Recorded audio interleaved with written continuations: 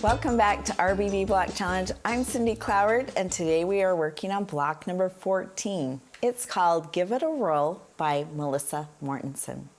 So this is what it looks like in our confetti cottons. You're gonna really enjoy this make. It's nice, easy, and it's a lot of fun because it comes together quickly. This is what it looks like in our batiks. Equally as beautiful. I love the movement in our batiks. Really lovely. So let's get started on this block. As always, download the pattern from the Riley Blake Designs website. Block number 14, Give It a Whirl. So I'm gonna put the pattern to the side and we're gonna get started on this. As always, the first instructions the pattern usually gives you is to mark your blocks corner to corner.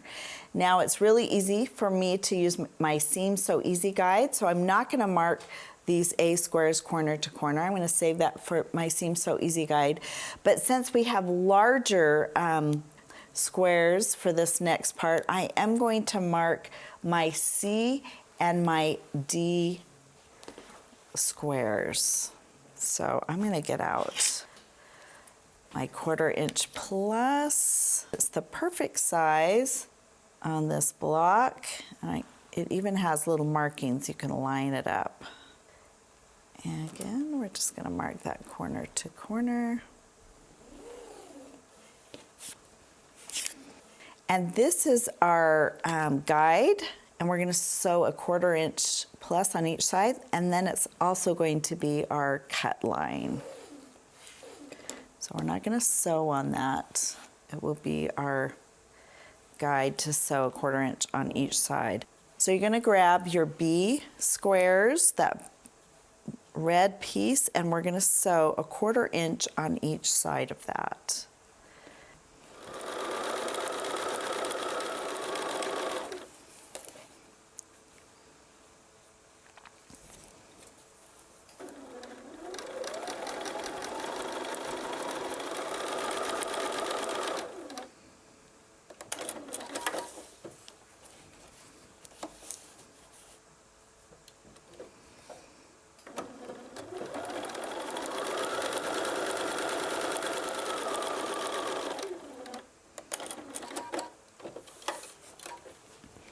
All right, let's take it back to our cutting station.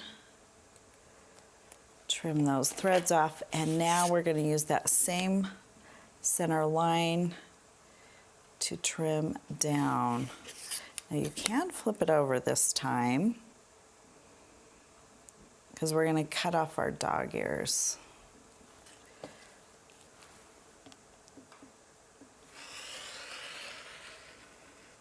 Cut down the center and just line that line up here, line over here. Cut your dog ears. As long as you're not cutting into your threads, you are good to go.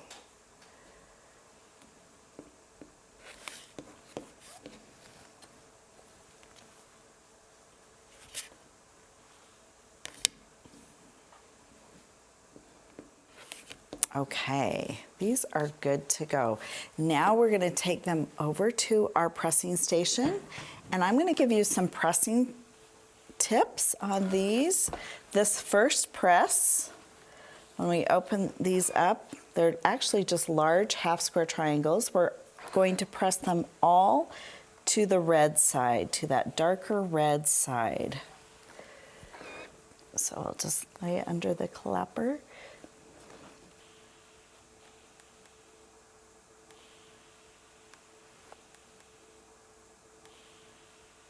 Okay, let's bring all these large half square triangles back, and we want to make sure that they are 5.5 inches square. So let's see if we have any trimming to do. I get my most correct corner, and then I just trim anything on the outside. There's just a slight bit of trimming, but I think it's important to take this step and repeat it on all of these units.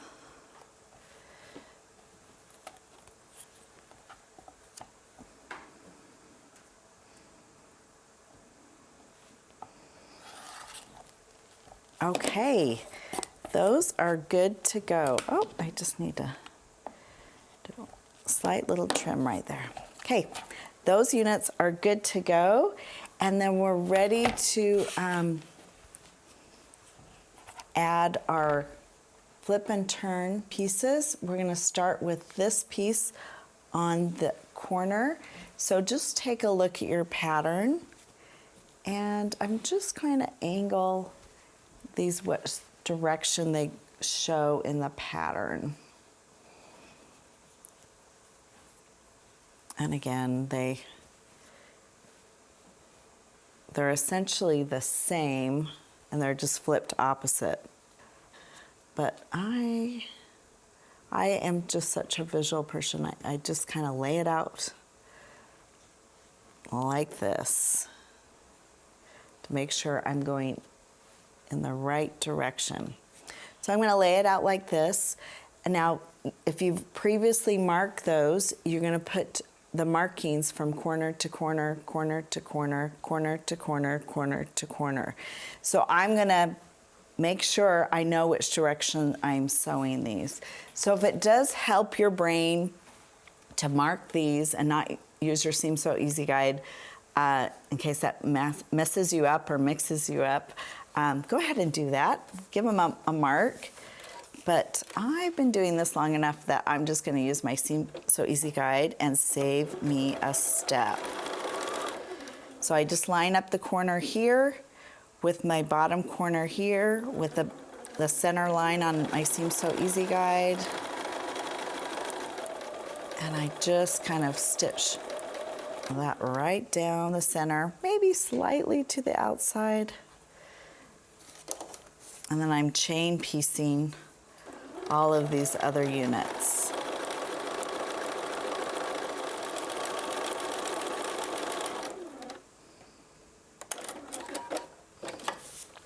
All right, let's just clip threads in between. Take it back over here and let's trim these down. Well, just take a look, make sure again, check and double check they're going on the right side, because it does, if you want to mimic the pattern, it does make a difference where you put the first square in the corner. So that looks good.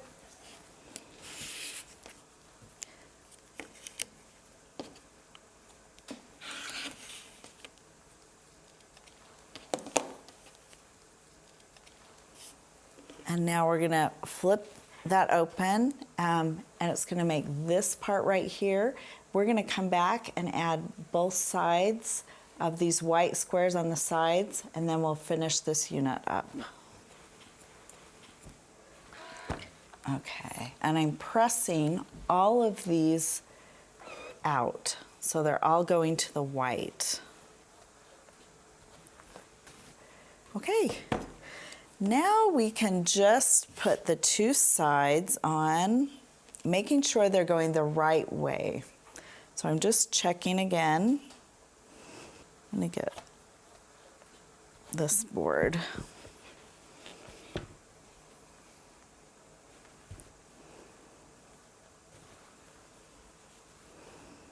This is your check and recheck, right? Making sure they're going the right way.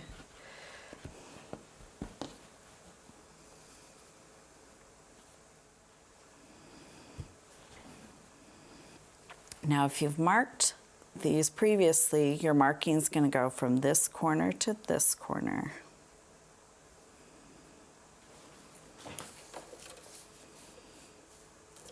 Just line up that tip with that middle line.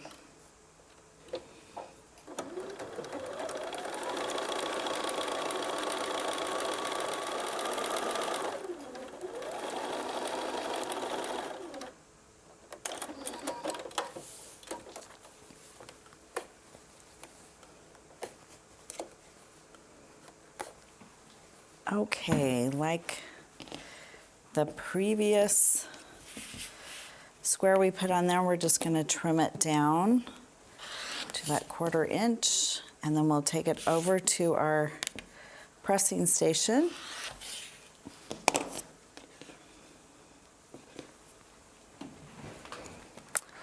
Okay, we're gonna flip and press open. And so for all these units that have the red on this side, we're pressing to the white. So we are just gonna press to the white.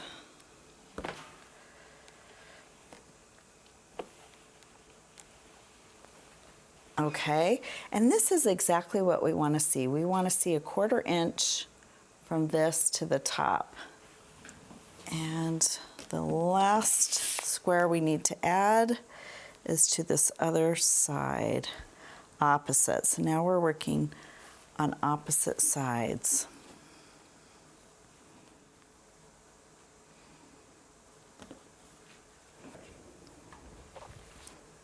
All right, let's take it to our sewing machine. If you've marked these, it's marked corner to corner here.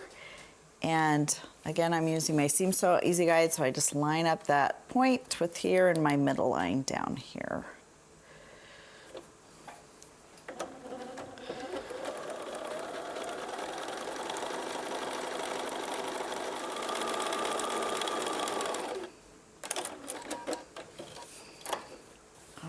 Let's clip our threads in between.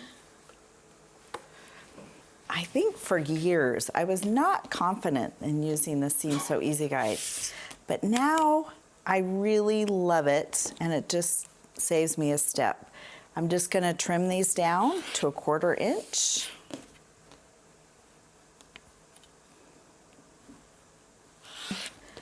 And flip that open, give it a good press.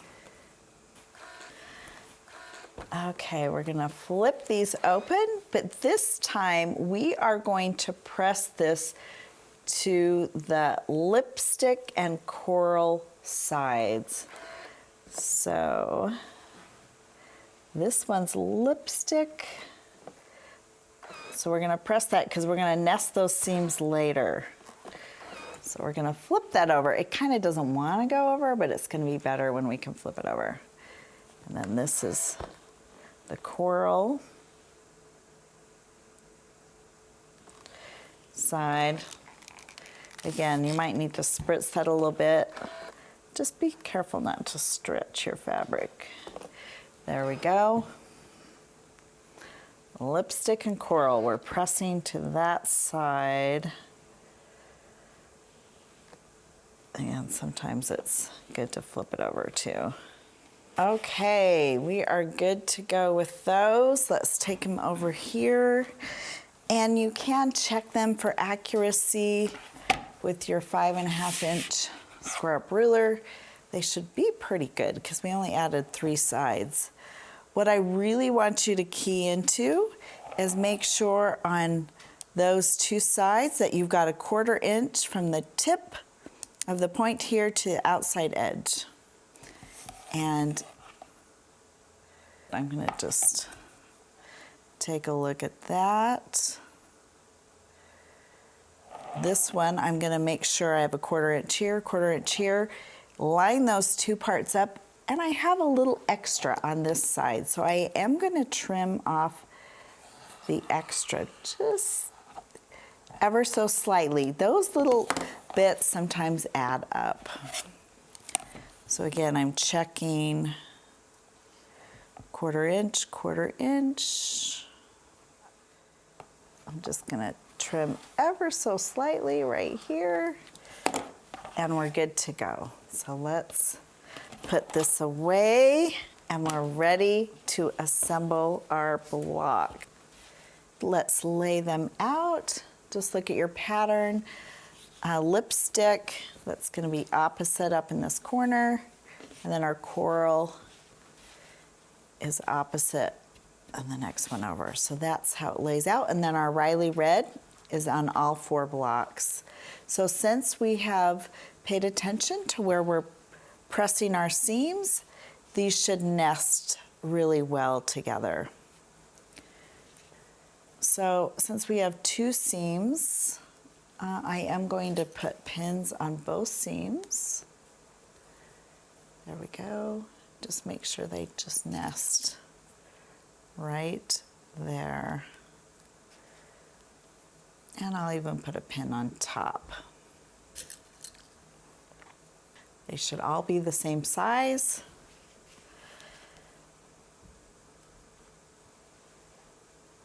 And let's just pin this next one at those intersections. And again, yeah, those are just nesting perfectly. Okay, we're gonna sew down this side.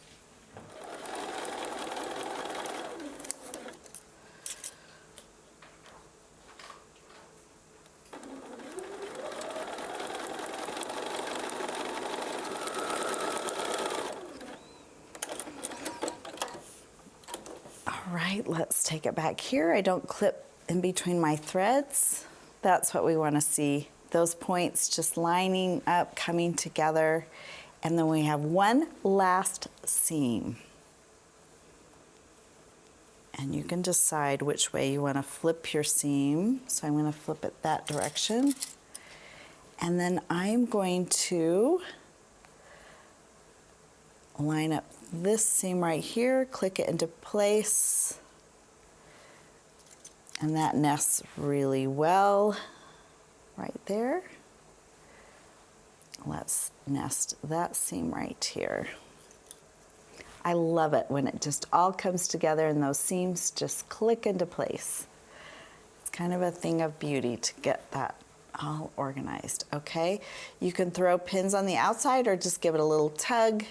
Make sure they line up. Let's put it underneath our presser foot and let's sew down that last side.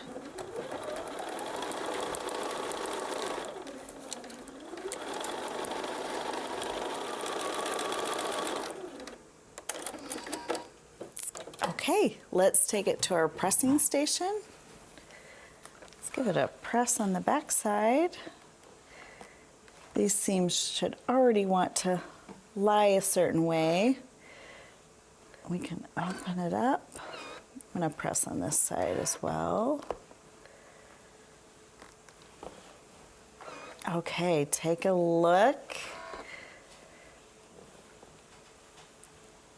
Oh, that's looking great. Now there is all these seams coming in here. They're converging in the center. You can kind of flip them opposite this last seam that we created. I just kind of take a little thread, just kind of pull that open. Do you see how that loosens up that thread right there? And then I press that opposite right there. Just kind of work it a little bit. So you kind of open up that seam right here, and this seam goes this direction, this seam goes the opposite, and you've got this cute little pinwheel in the center. No one's ever going to see it. It's on the back side of this block, but it does relieve some of the bulk right in the center. So I like to open up that, and then the seams are opposite, so you just kind of open the center. See how that looks like that? Love how this comes together. This was a lot of fun to create. So let's just square it up, make sure everything looks good to go. Okay, what I want to see is that all these points are 1/4 inch from the side and they are looking really good. So I'm not going to trim anything. If anything, it's slightly pulled in.